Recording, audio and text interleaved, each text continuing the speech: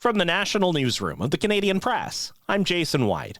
Canada's Foreign Affairs Minister has met with her U.S. counterpart, but it's not known if they talked trade. Anita Anand and U.S. Secretary of State Marco Rubio had a one-on-one, while Anand was hosting a two-day summit of G7 foreign ministers in Ontario. It was their first meeting since U.S. President Donald Trump abruptly ended trade talks with Canada after Ontario's anti-tariff TV ad.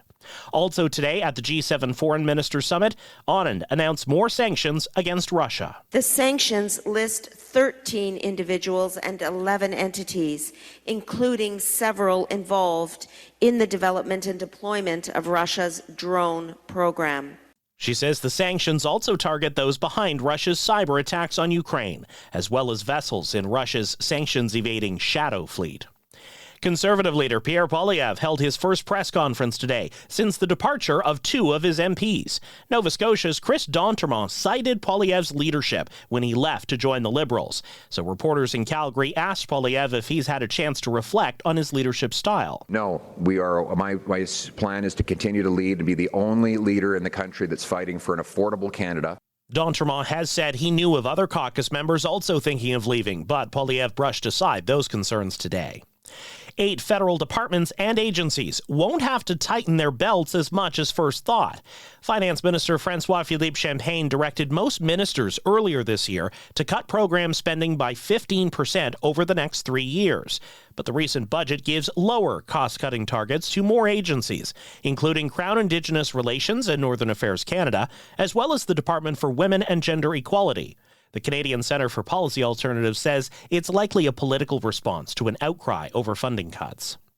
Canada's Deputy Defence Minister says she's never had so many banks and pension plans coming to see her. Stephanie Beck told an Ottawa procurement conference today the markets are picking up on the signals Ottawa is sending about rebuilding the military.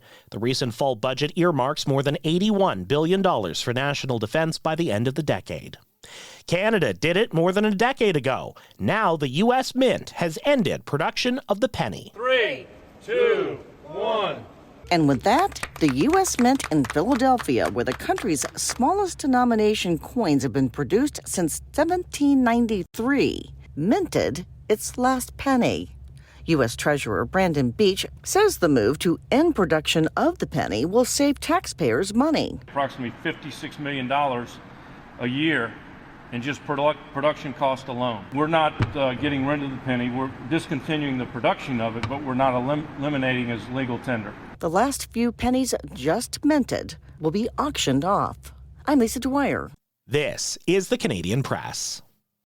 In sports, the Edmonton Oilers kick off a 7-game road trip tonight as they take on the Philadelphia Flyers. Edmonton is 2-5-2 on the road so far this season. They haven't won away from home since an overtime victory at Ottawa October 21st.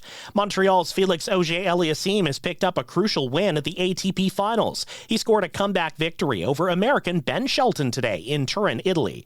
Auger-Aliassime next faces Germany's Alexander Zverev Friday and needs a win to have a chance at advancing to the semis.